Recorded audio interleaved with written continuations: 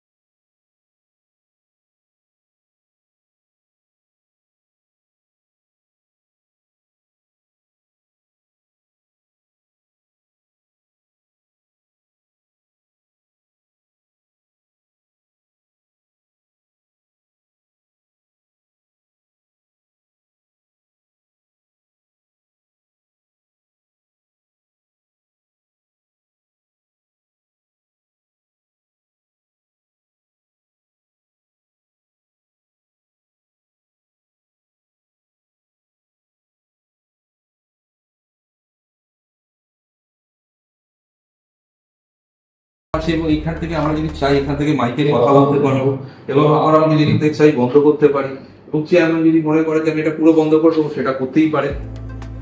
এবার আসছি যেটা খুব ইম্পর্টেন্ট জিনিস, সেটা হচ্ছে যে আমার এখানে একটা ট্যাব দেওয়া আছে যেখান থেকে আমি পুরো এন্টায়ার রুমটাকে কন্ট্রোল করতে পারবো। এবং একটা যে বলেছিলাম আপনাদের যে বিওআইডি তে আমরা কিভাবে কাজ করবো, এরকম একটা ডম্বল দেওয়া আছে। জাস্ট এখানে সিঙ্গেল ক্লিক এবং বিওআইডি তে মানে ল্যাপটপে যে জিনিসটা আপনি চালাতে চাইছেন সেটা এখানে ডিসপ্লে হয়ে যাবে।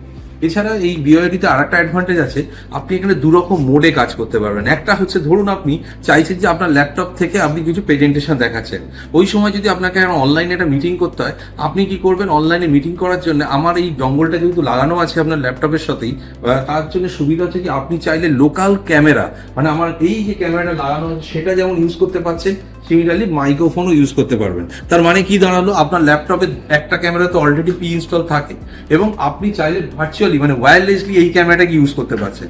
আবার যদি আপনার মনে হয় মাইক ইউজ করবেন, ল্যাপটপে তো এমনি মাইক থাকেই, তাহলে আপনি আলাদা করে মাইকও এখানে ইনস্টল করতে পারছেন। এছাড়া যেটা সুবিধা আছে, যদি আপনি চান প্রেজেন্টেশন তো দিতে পারছেন, এছাড়া আমরা এখানে এর একটা অ্যাপ্লিকেশনও দিয়ে দিচ্ছি। যদি মনে হয় যে আপনি ল্যাপটপে, কারণ একটাই ডঙ্গল এর সাথে আসে, তো আপনি চাইছেন যে আমি মাল্টিপল ল্যাপটপে যদি এটাকে ইনস্টল করে নেন, তাহলে আপনাকে ডঙ্গলও লাগবে না, আপনি শুধু সেম ওয়াইফাইতে থাকলে অটোমেটিক্যালি আপনার প্রেজেন্টেশনটা দেখাতে পারেন।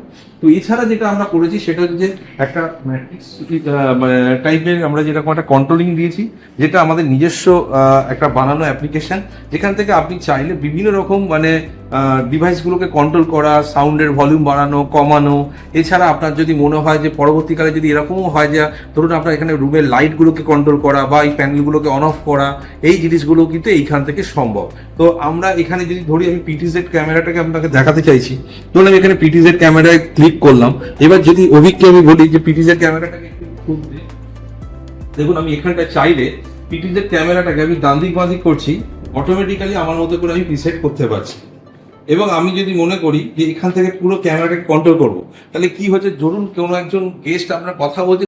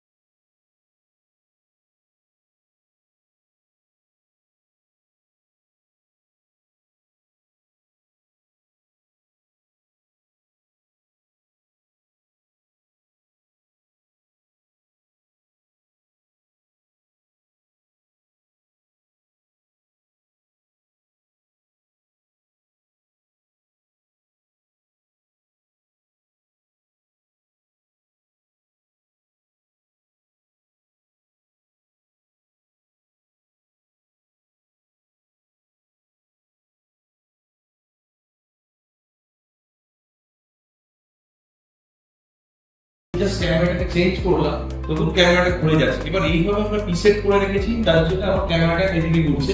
তো এরকম আমরা যদি চাই যে কোনো মাইকে কথা বলবো, অটোমেটিক্যালি ক্যামেরা যেই মাইকে আমরা কথা বলতে চাইছি সেই মাইকের দিকে যে পার্সন আছে তাকে অ্যাড্রেস করবে। তো আপনাদের যদি এই ভিডিওটা ভালো লাগে তাহলে অবশ্যই আমাদের সাথে যোগাযোগ করুন নিচে দেওয়া নাম্বারে।